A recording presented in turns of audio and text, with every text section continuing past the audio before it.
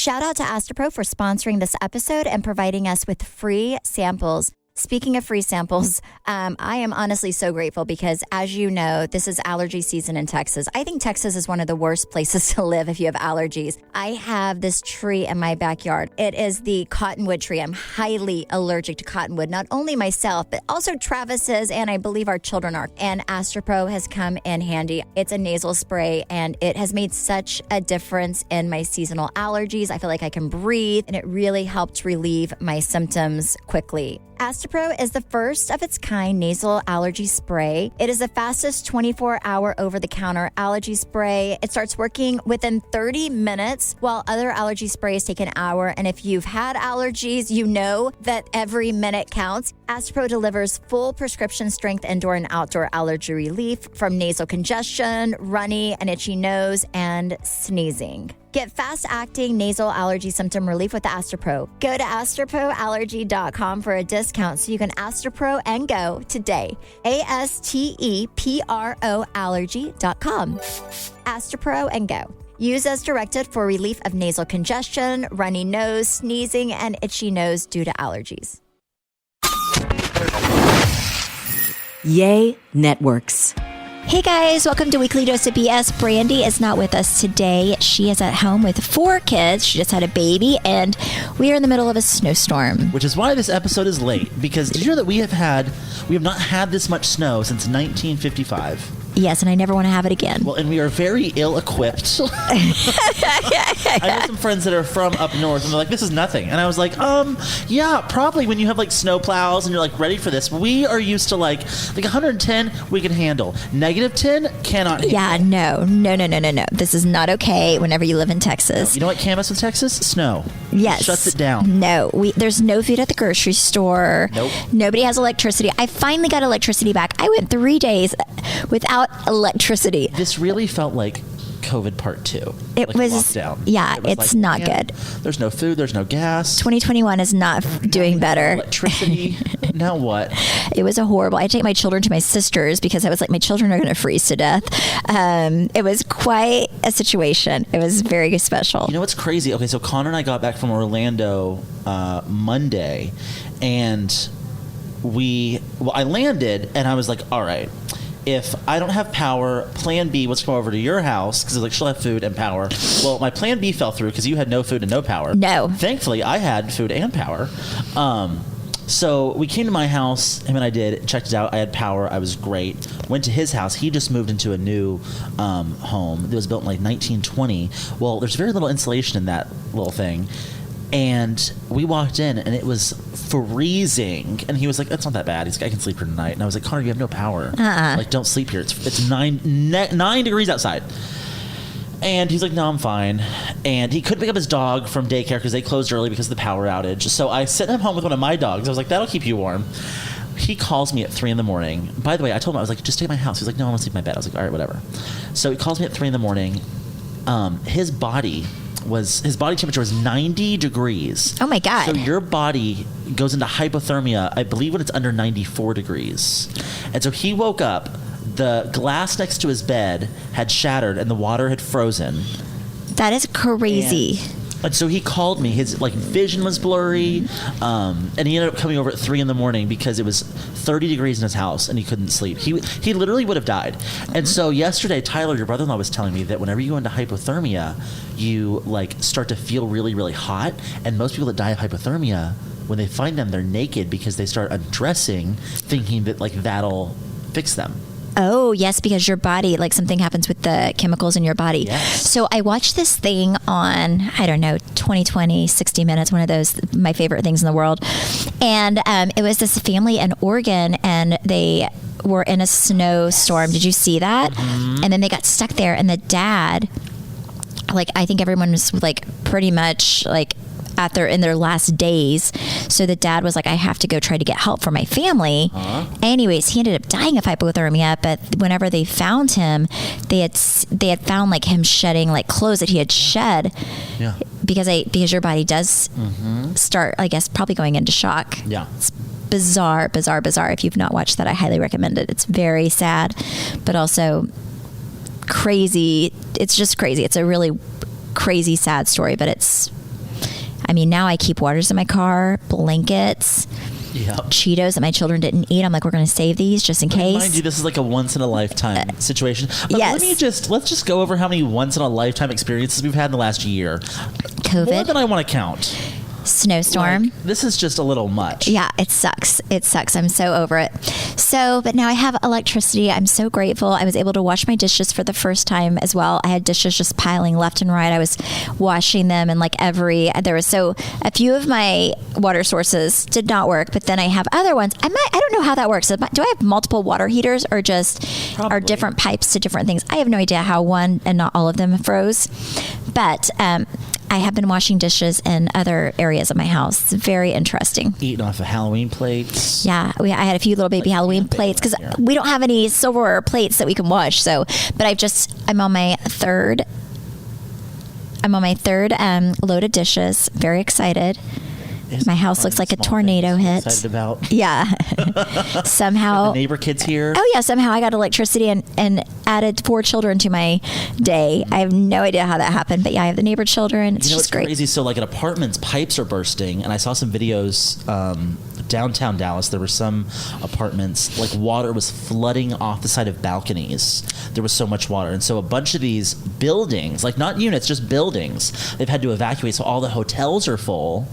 Oh, yeah. Which is just like insane. I cannot imagine. No. Well, also, Travis and I are part of the Family Place domestic violence agency, and they had pipes break all in there. So they had to get 123 families to shelter. It is crazy. It is crazy, crazy, crazy. I posted something the other day, and everyone was like, how do you not have a generator? And I'm like, listen, people, this has never happened before. Like, why would we, though? Like, I've never thought I needed a generator until a few days ago. And then I was like, I guess I need a generator. I don't know. It's crazy. Oh, my gosh. So I was in Orlando avoiding half this mess last week. I went to Disney for the first time. Oh, how did you like it? Okay, well, I probably appreciated it for a different reason. One, I loved all the detail. I'm very detail oriented, so that I really appreciated. But I will say, if you want to go to Disney, now is the time to go. I can only imagine what it's like pre-COVID or post-COVID, because they're allowing, I don't know, I would say probably 30% of the normal people into the park. So the longest we waited in a line was like 45, 50 minutes. But they're smart, because if you're waiting in a line, you're going to get tired, you're going to get bored, and you're going to leave. So they start these lines so far back. I probably walked half a mile for each ride, because they started like across the park. Everyone's like 6 feet apart. This is honestly probably the safest place in the world. Go to Disney right now. Like, they are on it. That is insane. You have to wear a mask the whole time. But so you're walking the whole 45 minutes you're waiting, you're moving, which I really appreciated because I was getting my steps in. I walked like 35,000 steps a day. Oh, shoot. I need to go to Disney now. I have not been exercising at all. It was fantastic. Magic Kingdom. Oh, wait. No. Magic I liked. Animal Kingdom? What's Animal Kingdom? I have not been to Disney since I was like an little. Overpriced zoo. Oh, no. I wouldn't want that. No, I didn't love that. Loved Hollywood Studios. Yes. And I loved Star Wars Land was really cool. Toy Story is really cool. I feel like it's almost better as an adult. I'm glad that I went as an adult, not a kid. But let me tell you, right now, COVID, it's the time to go. Because, like, we waited like 10 minutes for some rides. Ew, Loved okay. that. I can't imagine waiting in 100-degree heat 3 hours to try to ride. Absolutely not. Paying $100 for a ticket? No, thank you. Well, Travis and I, whenever we've taken the kids in the past, we've not taken them to Disney World. We've taken them to Disneyland in LA or in California. And we will take them at the oddest times. Yep. Like, we'll just take a day out of school and on a Monday go because nobody's there. Because I cannot stand waiting in long lines. It drives me crazy. It's not my drives thing. me crazy. No. But so we ended up not being able to come back to Dallas on Sunday, so we went to Miami to avoid the snow, and then we finally were able to get a flight in, and we're like, all right, well, we might as well go because otherwise we won't be able to get back until the end of the week. And then everyone and their dog, like Miami's the only place that does not have a cold front right now. Do you know that?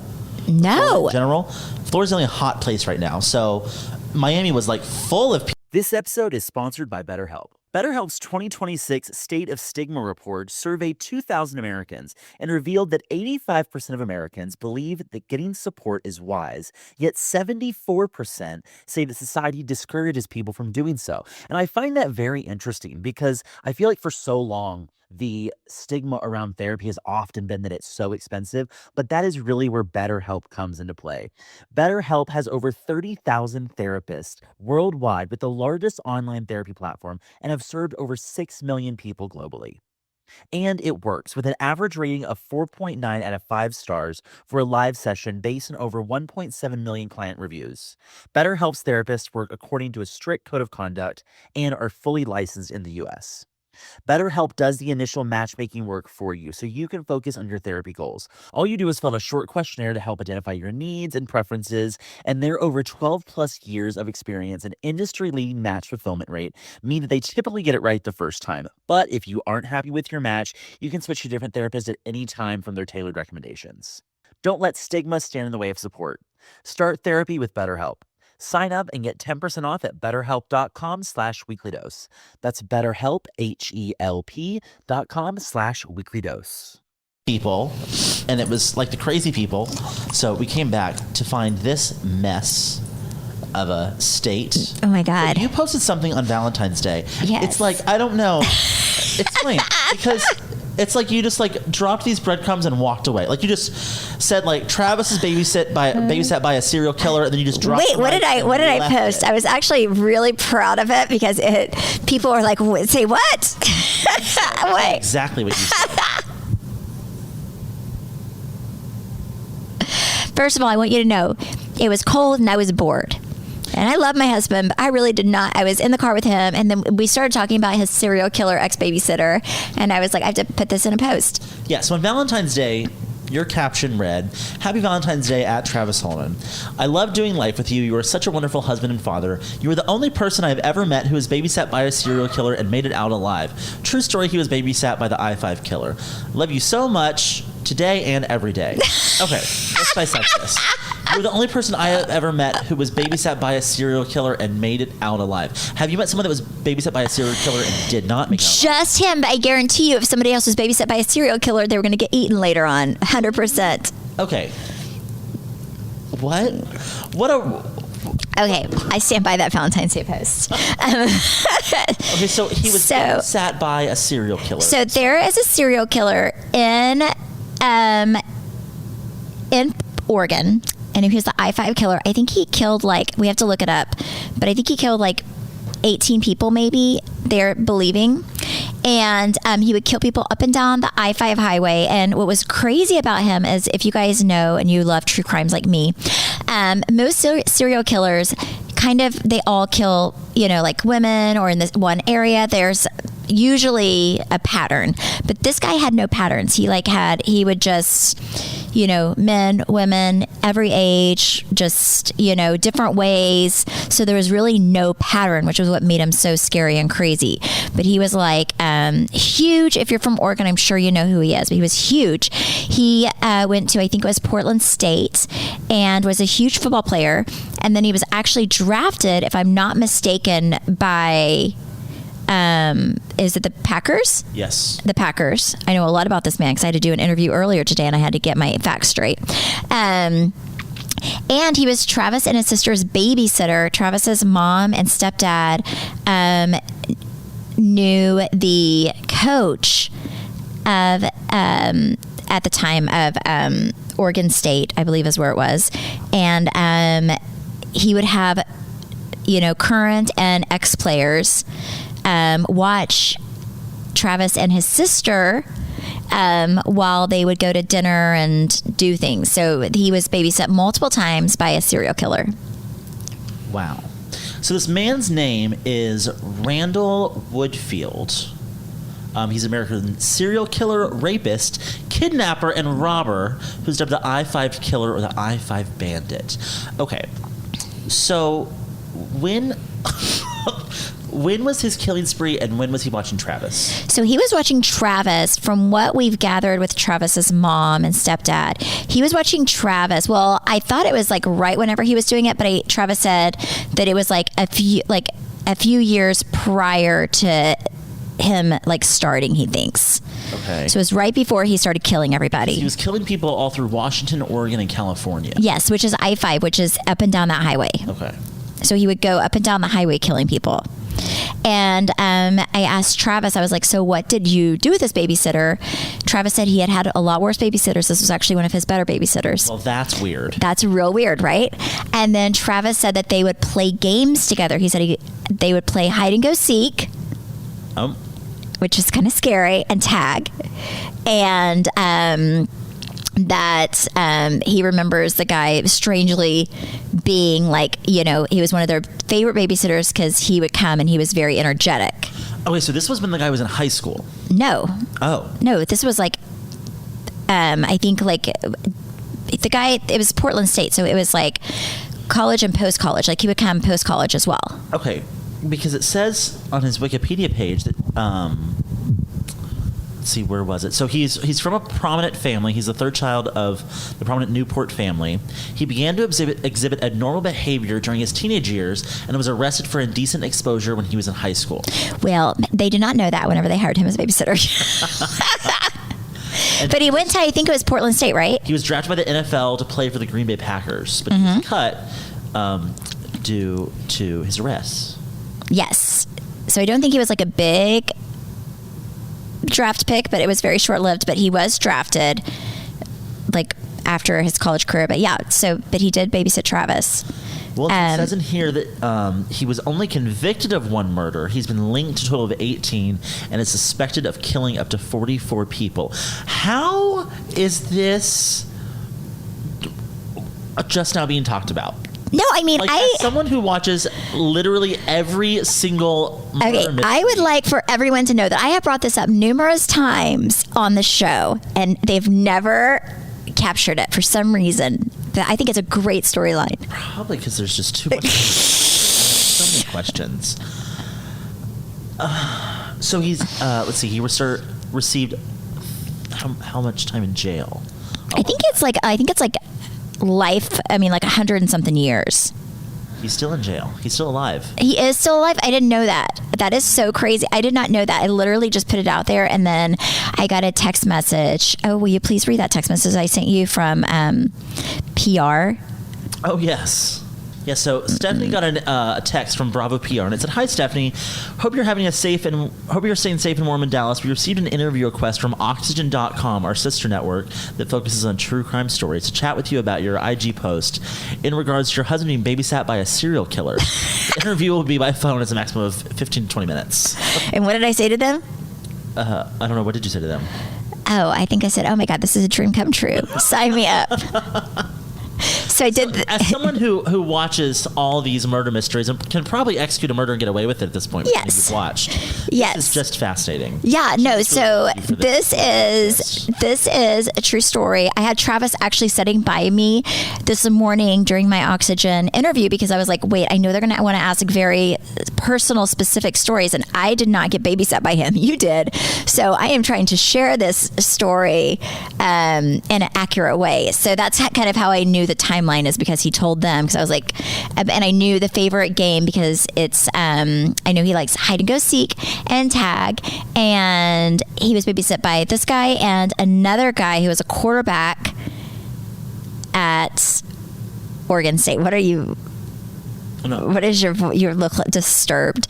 But yeah, I put that out there, and then everyone was like, "Oh my God!" It was so funny. Wow. I'm reading here. Post-conviction, Woodfield is serving his sentence at Oregon State Penitentiary in Salem. Is that right? In October 1983, he was injured by a fellow inmate during a prison disturbance. In April of 1987, Woodfield filed a $12 million libel suit against author Ann Rule, the true crime author who had written the I-5 Killer book. The account of Woodfield's life and crime spree became a best-selling book in 1984. The federal court in Oregon dismissed the lawsuit, citing statute of limitations, and the lawsuit expired. Wait, he wanted money from it, or yes, he wanted money from it. Oh my gosh. And then in 2001 and in 2006, DNA testing linked Woodfield to 2 additional murders in Oregon that occurred from 1980 to 1981. So that's what I'm saying. I don't know. Oh, during his time in the penitentiary, he has been married 3 times and divorced twice. Oh my gosh. Wow. I didn't know all of this stuff about him. This man got married 3 times in jail. I mean, Get married once. I am telling you.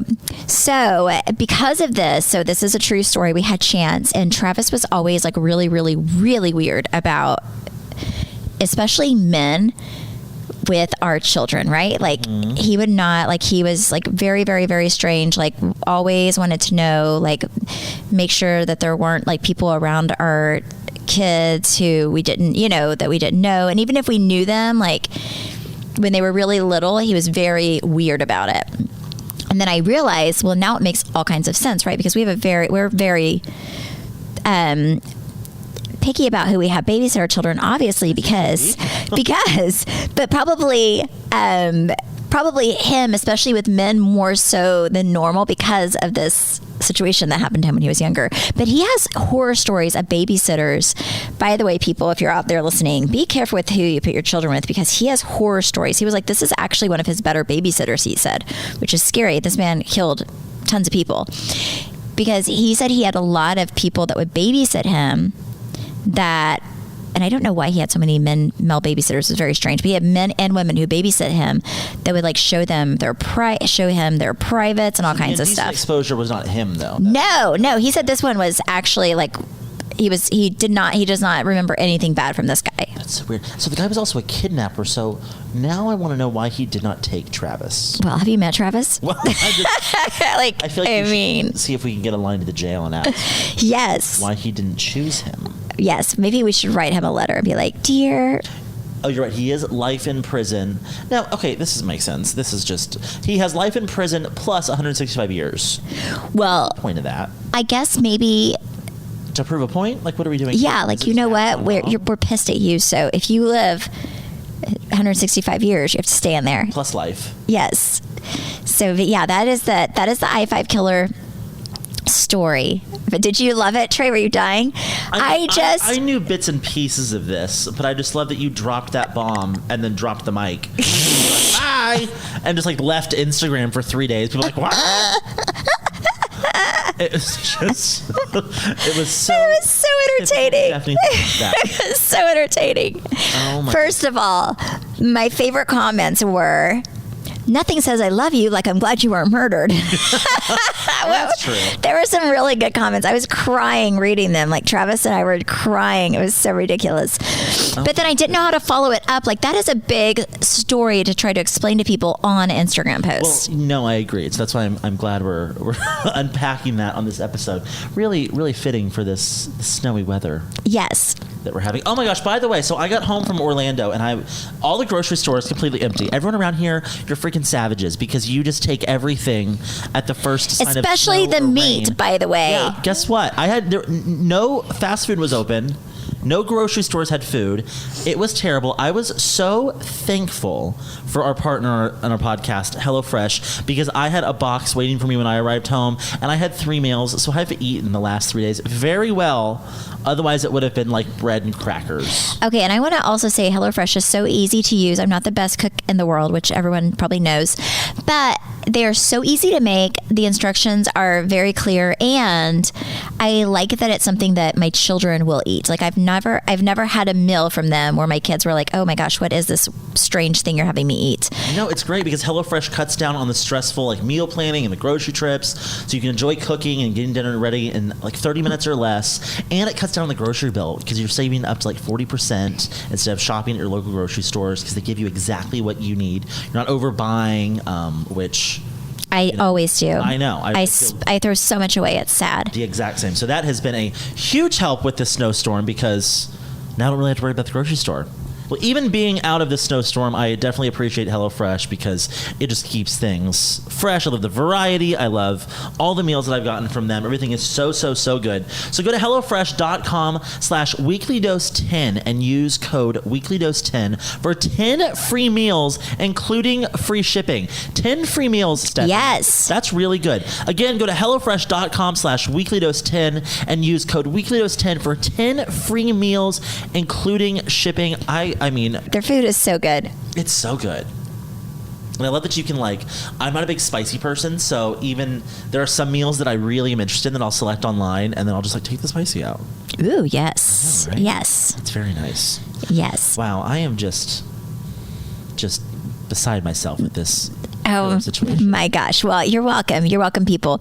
I will say I've never posted something and gotten more entertainment. I was literally crying. Travis usually gets annoyed with me on my phone, but he was all about it because I had to do with him, and he was so proud.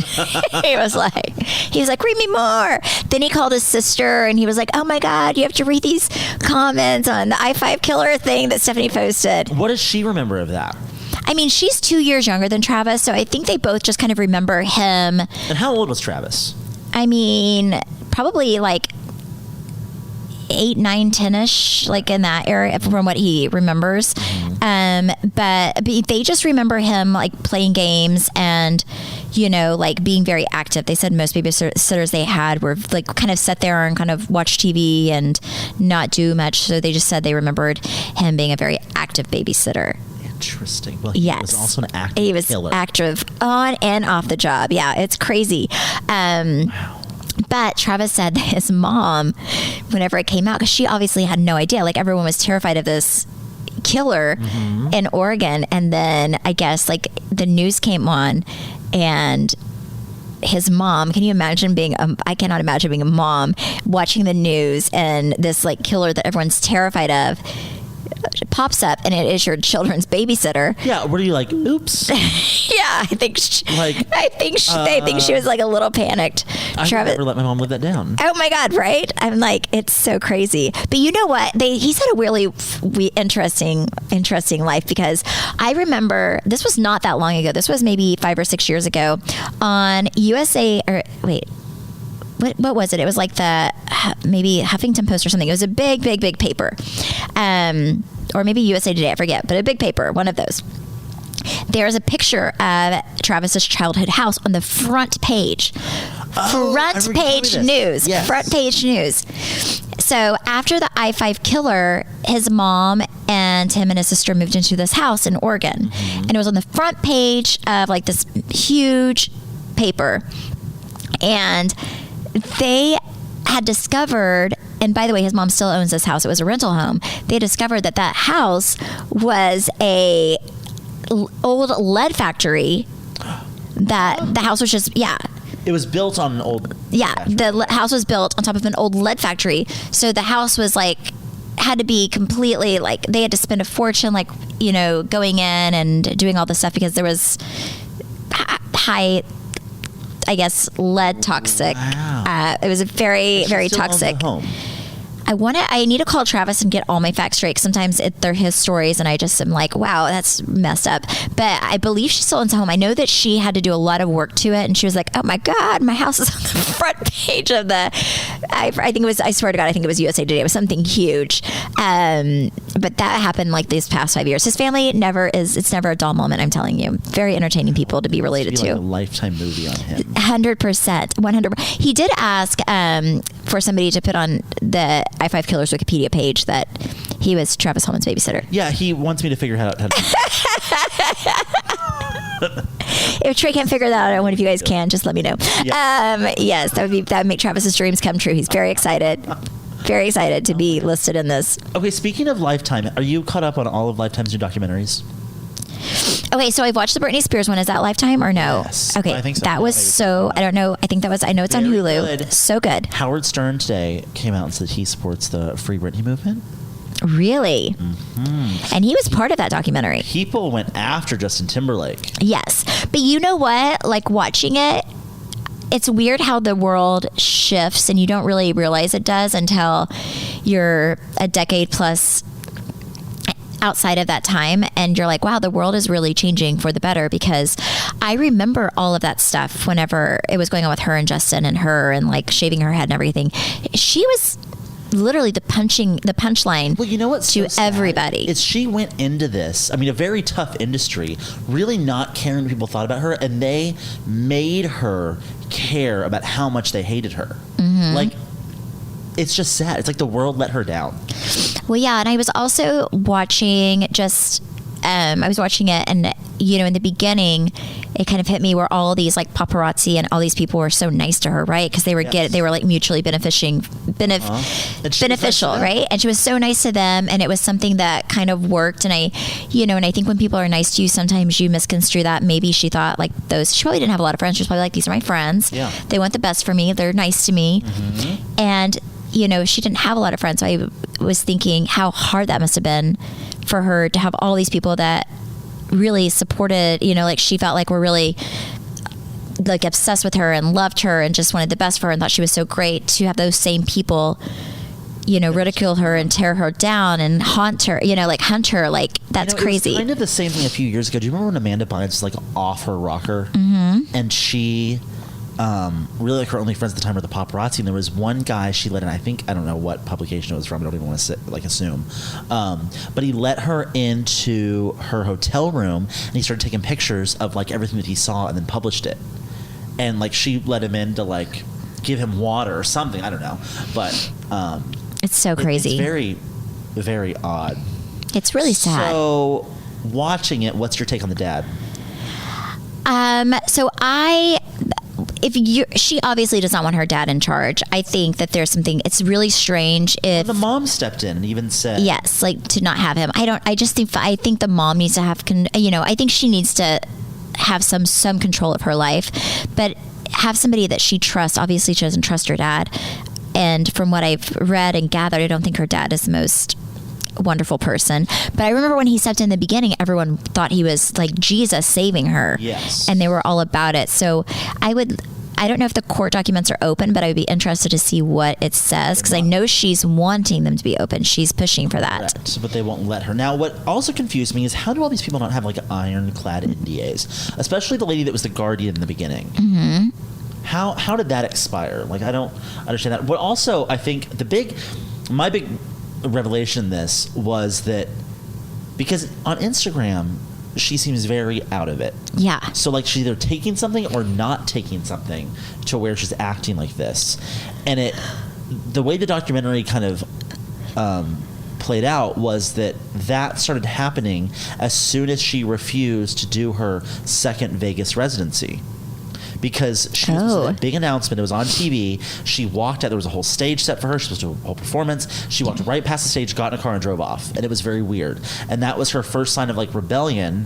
And then all of a sudden, she's like acting weird on Instagram. Did that really happen right after that? Like before she was normal on Instagram? Cut it, and then that's when like things went south. Like the doors were closed, gates shut. That's so sad. I don't know. I hope they figure it out. I like that there's so much support for her right now from people. I like that Justin Timberlake came out and apologized.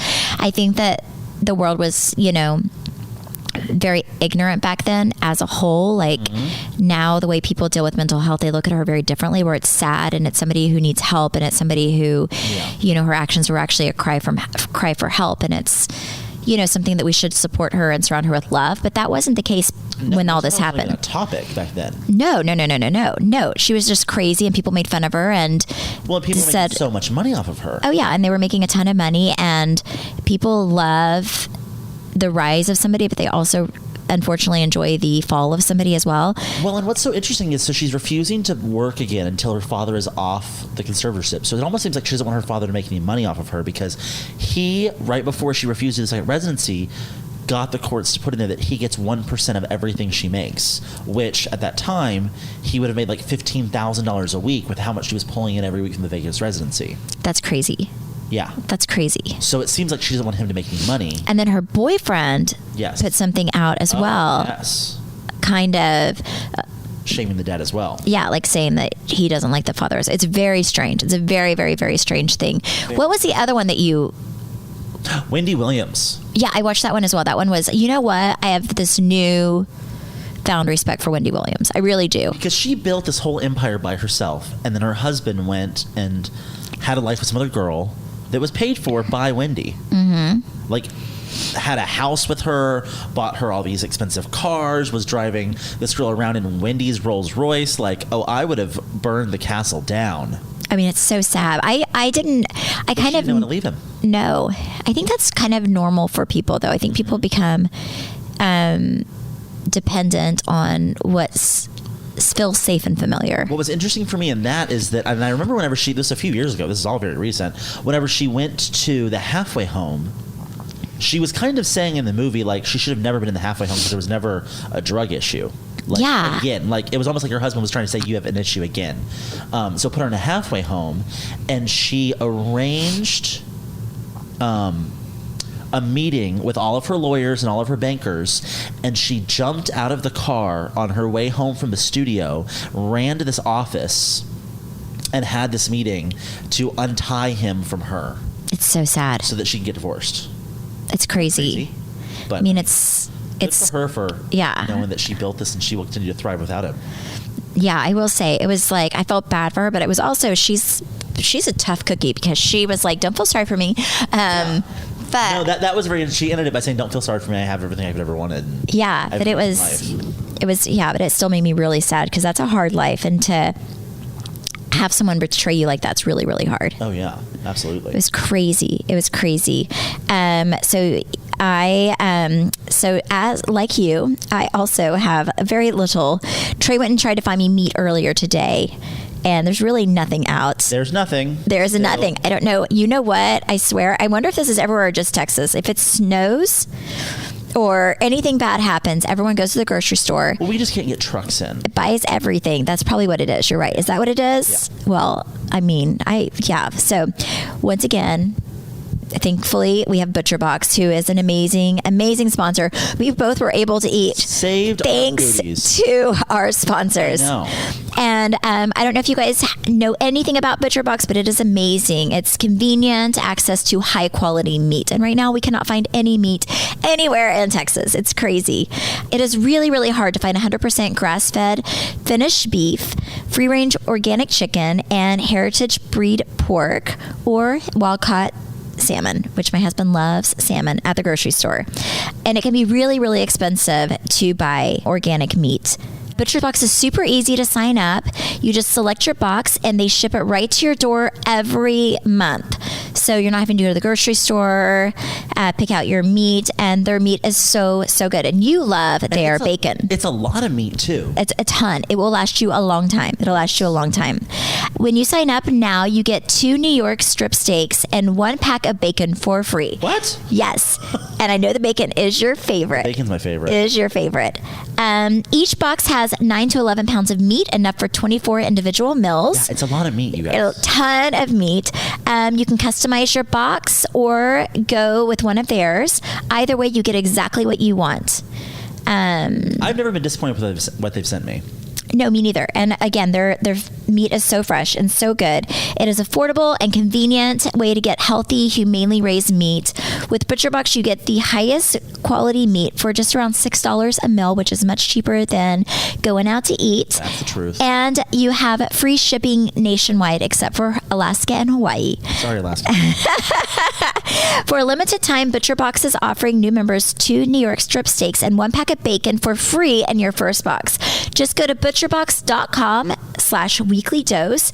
Again, that's butcherbox.com/weekly dose to get 2 New York strip steaks and 1 package of bacon for free in your first box. Yeah, if that code expires, don't feel bad for you, because 2 steaks, sign me up. Yeah. And the bacon, man. I love bacon so much. Oh my gosh, Cruz is obsessed with bacon. Okay, so what are the rest of your plans this week and this weekend? Plans? Well, there's nothing to do. I mean, I'm going to sit in my warm house. I hope everybody's staying warm, though, and getting electricity. I just got mine back. Everyone's starting to get electricity. My bar's reopening tonight. Just, I'm going to de-thaw everything.